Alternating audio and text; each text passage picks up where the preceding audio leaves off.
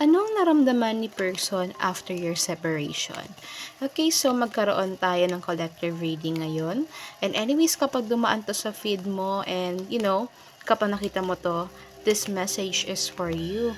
So, sige, bunot tayo ng mga cards here. But anyways, bago po ako mag-proceed sa reading, sa mga nais po pala na magkaroon or magpabook sa akin ng private reading, just message na lang po sa aking Facebook page, Readings by Elle. And I also have YouTube channel, Readings by Elle, with 5K plus subscribers po. So, marami tayong mga uploads or videos dyan.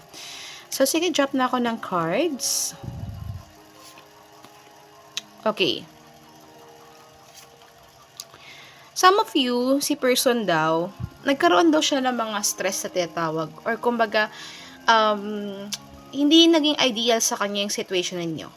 And because of that, hindi daw niya napanindigan kung ano pa man daw yung mga nangyari. And nagkaroon, kumbaga parang, when it comes to accountability, itong taong to is hindi niya daw talaga as in totally magawa or makapag-take ng action. And I can see na si person kasi, kung sino man itong taong nasa isipan ninyo, nagkaroon talaga siya ng mga maraming hesitations. And yung iba naman sa inyo nakikita ko kasi is medyo naging toxic na rin talaga yung relationship. Kumbaga, marami na kayong mga misunderstandings or may mga bagay talaga na parang hindi na kayo naging magkalibel. Okay. So, last card. Okay. So, ngayon kasi si person, no, nagpo-focus kasi talaga siya ngayon sa sarili niya. Okay? And actually, marami daw siya mga realizations about sa nangyari sa inyo eh. Kumbaga, natunghayan din ni person na kahit papaano sa sarili din naman niya, may mga pagkukulang din siya and may mga pagkakamali din siya. But at some point kasi, sa ngayon, no, gusto niya na muna talaga na magkaroon ng development and progress. And yung iba sa inyo, si person daw is may trabaho na parang kung saan masyadong busy. Kaya si person parang distract niya yung sarili niya. Mas nag-focus siya sa mga ibang ginagawa niya, no? Para maka-move on. Aha, may card na ganito. Nako. Sige. Okay. So, yung iba sa inyo nag-wonder kung itong taong to ba ay may willingness pa ba na bumalik sa inyo, no? Kung tutuusin in the near future, may willingness pa to.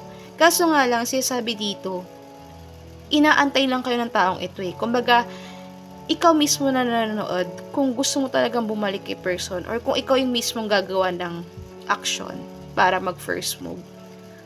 Tatanggapin ni person to. Okay? Pero, sa ngayon kasi, marami pang mga bagay na gumugulo sa isipan niya. Para bang si person, gusto niya munang humingi ng break. Gusto niya munang magpahinga.